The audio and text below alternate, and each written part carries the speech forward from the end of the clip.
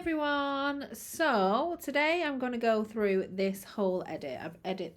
I've edited the whole image, and I'm going to go through step by step and tell you exactly what I've done.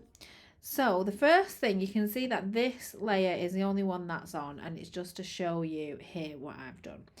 So if I switch the group on, you can see I have, before I cropped, I copied the top part of the texture and I pasted it behind her. So that's why this layer is on, because you can see that.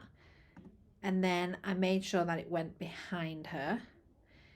This layer, I used a colour, the blending mode on colour, and I just painted the floor with a brown from around the image. I did select a colour from the image and I pasted that on the floor. So that was a way of getting that beautiful texture further down in the image. So we got more of that texture in there, which is from Baby Dream Backdrops, by the way. Then I added the Soft Light base, which is in the Fine Art Painterly Portrait collection.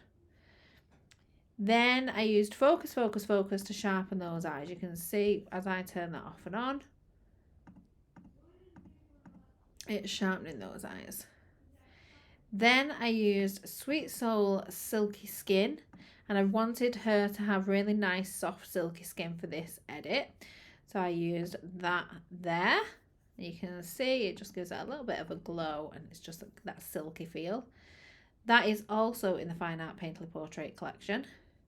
Then I used Soft Bronzed Burn, which is also out of the Painterly Portrait collection. And you can see I just burned around the face. So around here, turn it off and on around the nose and down the arms. And it just gives it that little bit of warmth. And it's, to me, it's better than using the burn tool because it's not as muddy. You get that really nice warmth, but you get the same effect. Then I added some blush, again, from the Painterly Portrait collection. Then Dodge Soft. What did I do here? Did I actually use it? Oh, there we go. So it's called Dodge Soft, but it was actually burned. So let's rename that. So if I turn that off and on, you can see I've just burned around the nose, above the lip here.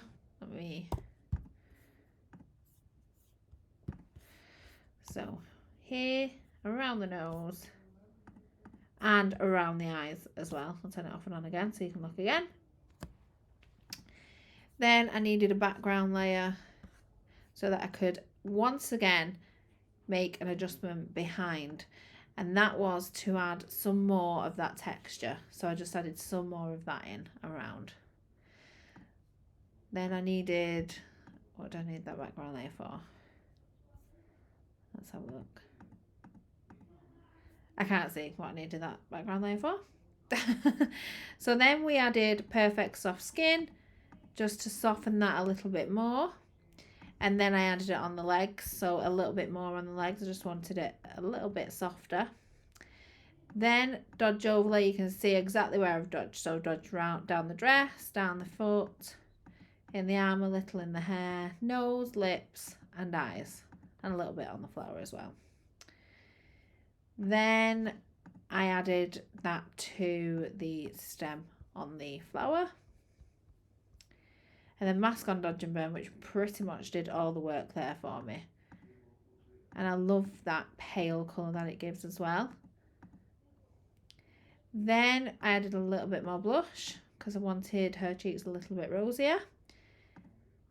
And then with Burn Soft, I just went round the outline of the hair. If I turn that off and on again, you can see it's just added definition around that hairline. Then I used Silky Painterly Hair and masked that on her hair. And because I didn't have painterly details on my action panel, because it's a newish computer, I masked it onto the dress, the flower, and even a little bit onto the background as well, just to give it that really painterly feel. Where are we up to? There we go. Then I added a curves layer and darkened the background. So I added, let's have a look here, brought down the blacks just a little bit. and then I masked it off her. So I went over the eyes first and then came down here in the triangular shape on her forehead, down her nose, and just wherever the light was hitting, I brought that back. Then we added a background layer so that we could do the same again. Separate the subject from the background, and then I added a little bit of a light ray behind her. I didn't want to mess about masking. I knew I wanted it really close up to her. So it's literally just on this side where the light is coming from.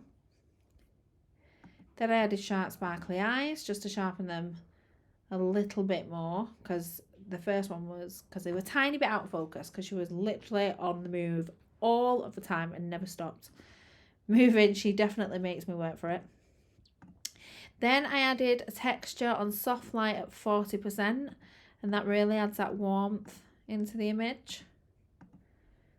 Takes away that blue. That is from the Fine Art Portrait bundle or collection. Then I added Painterly Cool from the Fine Art Painterly Portrait Actions collection. And I changed the opacity to 12, so it's really low, but I just love that cool feel that it gives to the image. Then I lifted the shadows in her feet a little bit. Then I added Simple Matte, again from the Fine Art Painterly Portrait collection, and I masked it off the eyes and the lips and left it everywhere else. Then I added Perfect Soft Skin and just softened her skin a little bit more.